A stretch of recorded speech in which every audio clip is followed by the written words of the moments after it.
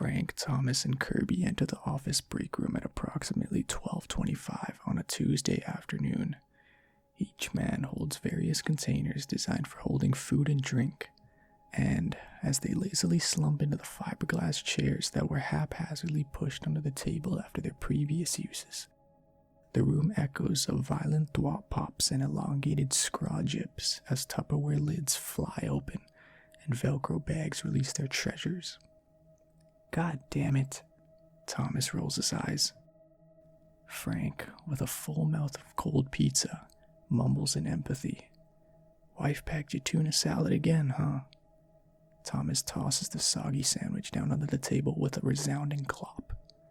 She knows I hate this stuff. I swear, I've almost reached my breaking point with this shit. Why don't you just pack your own lunch? Kirby attempts to speak through teeth caked with salad. A drip of ranch dressing falls from Kirby's lip and collides with the table. Thomas just glares at Kirby in disdain. You don't get it, man. I've told her like 50 times. I don't like tuna salad. But does she listen? No. Thomas raises his right hand to his forehead. I swear I'm up to here with this. Well, at least you're not like that one guy. Frank wipes his mouth of the residual pepperoni grease with a cheap paper napkin. What one guy? Thomas looks at Frank in slight confusion. You talking about that guy from CompuTools? I heard about on the news last week. Kirby chimes in. He has already begun digging into his pudding cup. Thomas spins around to Kirby. What the hell are you guys talking about?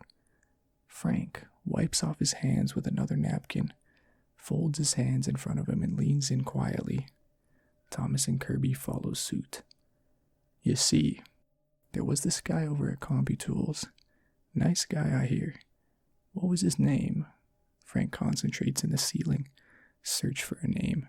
Suddenly Frank snaps his fingers. Phil Curbson.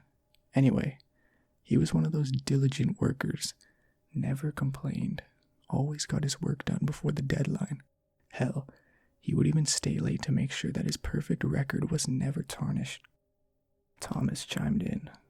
Ugh, I hate those guys. Well, supposedly CompuTools hired this new hotshot manager. Basic ROTC'd up from corporate, you know. Never lifted a finger in his life, and he gets to skip right to the front. Thomas shook his head. Exactly. So this guy was brought into, Frank raised his finger quotations, help. And since this douche really didn't know anything about CompuTool products, he would just bark orders and micromanage everyone. Everyone in the office was buzzing. We're gonna quit. Let's get HR involved. This guy is completely heartless. The usual empty water cooler promises. Everyone was in a tiff, except for Phil. Phil would mind his own business and do his work with a silent smile. He would even go as far as asking his new manager, anything else I can do to help? Well, I don't know if that manager deliberately planned to be this malicious, or if it was just common nature for him, but he got this notion in his head, to see how far he could bend Phil until he broke. Starting the very next day, the manager threw the biggest workflow onto Phil's desk and barked out, I need this done by 5 o'clock today, or you can just pack your shit now. Or something to that effect. Phil quietly turned to face the manager, smiled his calm, innocent smile, and said, Sure thing, boss. 5 o'clock rolls around and Phil walks into the manager's office and proudly places the completed report onto the man's desk. Here you go, boss. The manager looked up from polishing and buffing his prized 600-pound marble desk to the completed pile of papers with a look of complete shock. How could one man complete that report in only 7.5 short hours? His eyes then shifted from the report to glare viciously to look upon Phil's calm, lucid face. Anything else I can do to help? Smiled Phil. The manager simply shook his head in disbelief. Okay, well, I'm gonna go head out for the day, sir. You have yourself a great evening. The manager was flabbergasted. He steeled his motives and vowed that he would try harder to break this man's spirit by the end of the week.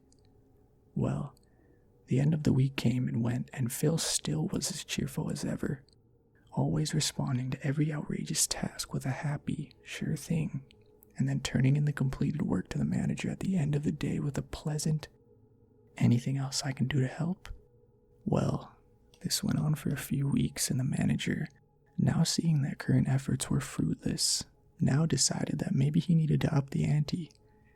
The manager would now bombard Phil with major accounts and lengthy business trips and tedious conference, all to quell his passion that Phil must be broken.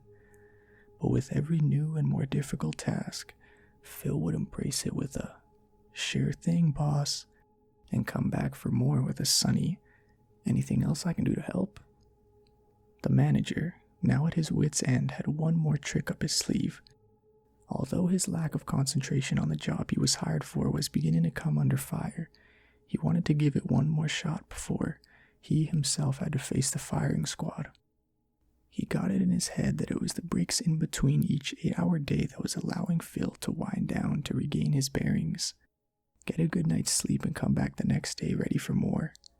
So, with that in mind, he gave Phil the budget report for the following year and told him, "I don't care how long it takes, but you cannot leave your desk until we trim at least $5 million off of next year's budget." As always, Phil replied with his trademark, "Sure thing, boss." The manager turned away, knowing that this task would be Phil's breaking point. And, like clockwork, Phil came into the manager's office with the completed budget and handed it to him. "Anything else I can do to help?" The manager looked over the budget. I really don't like these numbers." The manager threw the report back at Phil. "Do it all over, and this time, do it right." Phil's smile sagged a little, but soon rebounded and turned around and headed back to his desk. The manager saw Phil's smile buckle for just a moment, and he chuckled to himself that his plan was finally working. 8 o'clock rolls around and Phil returns back to the manager's office, but Phil looks a bit different. His hair a bit disheveled. His horn-rimmed glasses are now on his forehead. One corner of his shirt has become untucked from his pants. Phil's stride isn't as carefree. Phil hands the report to the manager and exasperatedly utters, "Anything else I can do to help, sir?" The manager, now seeing victory close at hand, looks at the report. Phil, I think you made some miscalculations here." The manager hands the report back to Phil. "Do it again, and remember what I said. You stay until it's complete." Phil, dejected, defeated, disappointed, looks at the report in his hands, wiped the sweat from his brow, and scratched the back of his neck. The nearly broken man headed back to his desk to correct his errors. As soon as Phil left his office, the manager closed the door and danced a twisted victory dance. Phil was nearly gone. The manager was going to sleep well that night. At 11 o'clock, Phil trudged back into the manager's office and handed him the completed and corrected report. Exhausted, Phil asked, "Is there anything else I can do to help, sir?" The manager, now a shining example of pure arrogance, threw the report on the floor and exclaimed, "Why did you do the budget for next year? I asked you to do the budget for this year. Can't you even follow simple instructions? I want you to march back to your pathetic little cube, and you're going to stay all night until you do exactly what I ask you to do, or so help me God, I will find someone else who can do it." Now, no one knows exactly what happened next, but some of the late-night stragglers who heard the manager's tirade claim that as soon as he was finished, Phil took off his glasses, cleaned them off with the corner of his shirt that was still untucked, put his glasses back on, and closed all of the blinds in the manager's office that faced the rest of the room. What came from the room after that was a thunderous crash and a high-pitched shriek. The door flew open and the manager bolted out of the room with glass shards in his hair, bleeding profusely from his face, screaming, "Call security, call security." Witnesses then claimed that they saw Phil calmly walk out of the office, his shirt and hands splattered with blood. He held a letter opener in his right hand, now stained with blood. Phil's calm and happy expression was lost to a visage one person could only describe as berserk. Phil's brow furrowed, scrunching his eyebrows into a wide arch. His teeth gnarled and, according to one person, appeared sharp and pointed.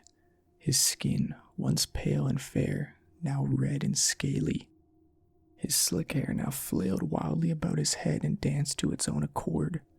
Phil marched towards the cowering manager. "Sure thing, sure thing, sure thing." Phil continued to chant these two words over and over, and the volume of his voice continued to climb until he was shrieking. Phil destroyed everything in his path to get to the manager, who was now scrambling for the elevator. He turned over cubicle walls, hurled the office printer, overturned desks, but was still marching at a steady pace. Not once did Phil's walk increase in speed. The elevator doors finally opened and the manager quickly darted inside. And as he was frantically pounding on the door close button, Phil's arm thrust inside the cabin as the doors closing. The manager let out a girlish cry for help, and then Thomas, now sitting on the edge of his seat, blinked. "Yeah?" "Well," Frank continued, "security hauled him away. The folks that stuck around for the whole ordeal say that they've never heard Phil use any profanity, ever. But on that day, they heard curse words so vile that they almost sounded like they were in some form of ancient tongue, some demonic language. Only by the grace of God was security able to restrain Phil. As the paddy wagon rolled up into the office building drive, witnesses noticed 3 things. First, that Phil was kicking and screaming the entire time and was hardly recognizable. Second, that the manager couldn't stop crying. And thirdly, the most bizarre, was that they realized what made the thunderous crash in the manager's office. The 600-pound marble desk, the manager's prized possession, now lay in pieces outside the office window. "So that's it? What happened after that?" "There had to have been a trial," Thomas exclaimed. "Oh, there was a trial. But Phil was deemed mentally unstable to serve trial, so he was committed to the state hospital over in Brookfield, and everything died down and returned to normal. The manager was brought in to see corporate, and he was actually let go because not only did the security cameras record what Phil did to the manager in the office, but they also recorded the manager's outburst on Phil that caused him to snap in the first place. Just desserts, I say," Thomas commented. Kirby just shook his head as he started to clean up his empty containers. "Well, here's the real punchline, and this I got from Sally Boyd over there at CompuTools. She used to be the manager's admin. After the manager was let go, he was cleaning out his temporary desk, and to pass the time he had the radio on. The manager left his office for a moment to get some more boxes. As he returned back to his office, she heard on the radio announce, 'Phil Curbson, committed to Brookfield State Hospital on Monday, was discovered missing from his cell earlier today.' The manager froze in horror, and as Sally turned around to see the manager's expression, the door violently slammed in her face, knocking her backward onto the ground. As she recovered from her fall, she told me that she could clearly hear the manager pleading for his life. She distinctly heard, 'Please, don't. I'll do anything you want.' And then, a familiar calm and soothing voice came from behind the door. 'Anything I can do to help?' Sally pounced for the door, but it was locked. She tried to look through the window, but the blinds were mostly drawn, so she only saw the flailing of arms and legs. Sally kicked at the door repeatedly and shouted, 'Somebody, please help!' But it was too late. As soon as the commotion ceased from inside the office, Sally heard the knob click to signal that it had been unlocked. With tears in her eyes, she slowly reached for the knob and opened the door to reveal a gruesome scene. The manager, splayed open from his throat to his pelvis, ribcage and organs exposed, his hands twisted into contorted knots of flesh and knuckle, his face warped into an expression of unrelenting anguish and fear, eyes wide, jaw locked, nose broken and twisted. In his left hand, its last cadence drawing to a close, was the manager's own heart. Sally and some of the onlookers who had finally gained access to the room then looked up to see the following message scrawled on the bare, dingly yellow office wall. "We were wrong. He had a heart after all. Jesus, Thomas had to hold back the vomit by covering his mouth. After that, CompuTools shut down that office. I think they turned it into a megabuy. Frank finished his tale with a solemn sip of coffee. Thomas rubbed his eyes. Whoa, wait a minute. Whatever happened to Phil? This is what I'm supposed to say. That's the strange thing. But it's not really that strange. When they finally opened up the office, the only person in there was the manager.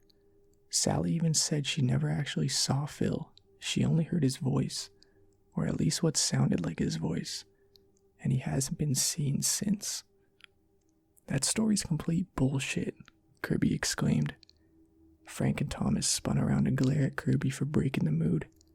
What? Thomas inquired, as if you know exactly what happened. I just know that that's not how it happened, Kirby calmly stated as he adjusted his horn-rimmed glasses. Okay, hotshot, how do you know? Frank jested. Because, Kirby leaned in close. Frank and Thomas matched Kirby's movement. The hospital doesn't know I'm gone yet. Just then, Kirby's manager leans into the break room. Hey Kirb, I need you to do something for me. Sure thing, boss. As Kirby stands up to leave the now still break room, Frank and Thomas glance down at Kirby's security badge for his full name. Kirby Phillips.